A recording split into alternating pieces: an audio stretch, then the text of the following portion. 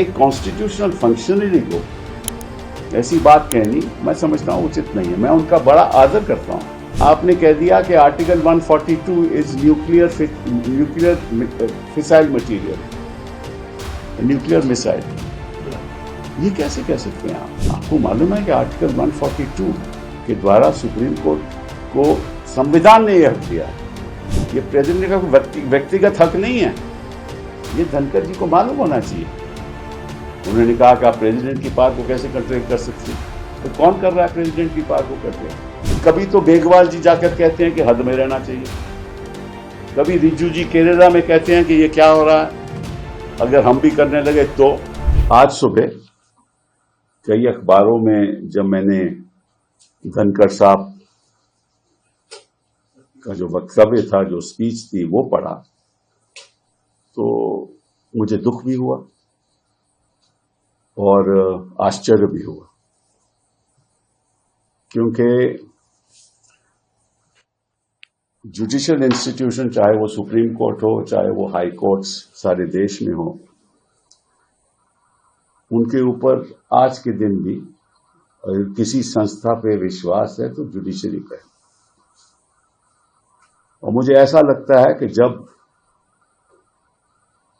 कुछ सरकार के लोगों को जुडिशरी के निर्णय पसंद नहीं आते तो फिर वो आरोप लगाना शुरू कर देते हैं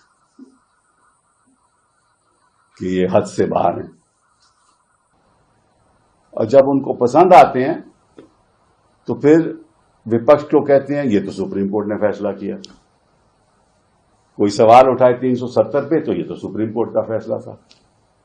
राम जन्मभूमि की जजमेंट पे सवाल आए तो ये तो सुप्रीम कोर्ट का फैसला था, ये तो सुप्रीम कोर्ट का फैसला था। और अगर हाल ही में जस्टिस पारदीवाला की जजमेंट आई तो ये कैसे सुप्रीम कोर्ट कर सकती है? मतलब कि जो आपको जजमेंट सही नहीं लगे, आपके सोच के अनुसार नहीं हो, तो वो तो गलत है, और जो आपके सोच के अनुसार है वो ठीक है। और एक कॉन्स्टिट्यूशनल फंक्शनरी को ऐसी बात कहनी मैं समझता हूं उचित नहीं है। मैं उनका बड़ा आदर करता हूं, लेकिन आपने कह दिया कि article 142 is nuclear fissile material, nuclear missile. ये कैसे कह सकते हैं आप? आपको मालूम है कि आर्टिकल 142 के द्वारा सुप्रीम कोर्ट को संविधान ने यह हक दिया है। ये किसी सरकार ने हक नहीं दिया, संविधान ने हक दिया है टू डू कंप्लीट जस्टिस। पहली बात ये। दूसरी बात, और ये मैं देश की जनता को बताना चाहता हूं कि president of India is a titular head.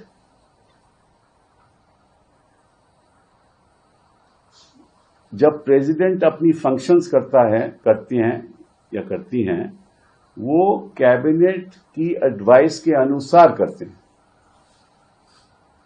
The president acts on the aid and advice of the council of ministers.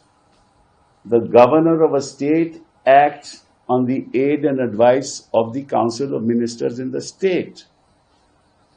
कि अगर कोई विधेयक पारित होता है तो गवर्नर के पास जाता है। गवर्नर, संविधान ने हक दिया है, गवर्नर कमेंट्स करके वापस भेज सकता है विधेयक को, और फिर अगर दोबारा पास कर दे लेजिस्लेचर, असेंबली पास कर दे, तो गवर्नर को साइन करना पड़ता है। ये संविधान कहती है। गवर्नर यह भी कर सकता है कि कोई विधेयक हो वो प्रेसिडेंट को भेज दे अपने कमेंट्स के साथ कि मुझे ये सही नहीं लगता। और प्रेसिडेंट अपने व्यक्तिगत अनुसार कुछ नहीं करती। President acts on the aid and advice of the council of ministers. वो बात सरकार, केंद्र सरकार पे जाती है, केंद्र सरकार के काउंसिल ऑफ मिनिस्टर्स पे जाती है। वो एडवाइस करते हैं प्रेसिडेंट को कि क्या करना है। ये प्रेसिडेंट का व्यक्तिगत हक नहीं है। ये धनखड़ जी को मालूम होना चाहिए। उन्होंने कहा कि आप प्रेसिडेंट की पावर को कैसे कंट्रोल कर सकते हो? भाई कौन कर रहा है प्रेसिडेंट की पावर को कंट्रोल? मैं उदाहरण के तौर से आपको बताना चाहता हूं कि गवर्नर के पास विधेयक जाए और वो 2 साल वहां पड़ा रहे, वो अहम विधेयक हो कि जिसकी जनता के प्रति कई चीजें करनी हो तो गवर्नर क्या बैठ सकता है?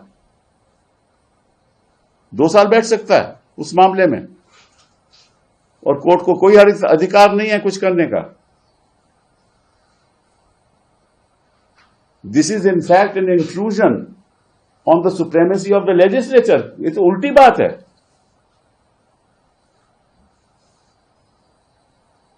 पार्लियामेंट अगर बिल पास करे, क्या प्रेसिडेंट उसमें बैठ सकते हैं कि मैं साइन नहीं करेंगे?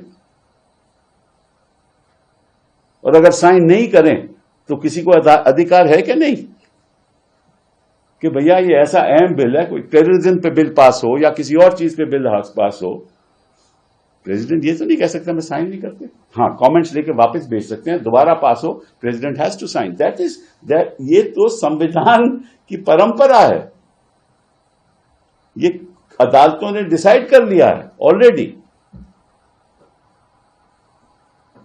तो मुझे इस बात का आश्चर्य है कि कभी तो बेगवाल जी जाकर कहते हैं कि हद में रहना चाहिए, कभी रिजू जी केरला में कहते हैं कि ये क्या हो रहा है अगर हम भी करने लगे तो, और धनखड़ जी कहते हैं कि ये तो देखिए पुराने टाइम जब 8 जज थे सुप्रीम कोर्ट में तो 5 जज फैसला करते थे, मेजॉरिटी थी। अब तो इतने जज हैं, 2 ही जज फैसला करें। भाई 2 ही जज फैसला करेंगे ना, सुप्रीम कोर्ट तो बेंचेस पे बैठेगा, या 3 जज या 2 जज या 5 जज या 7 जज या 9 जज या 11 जज, और एक बार 13 भी बैठे थे।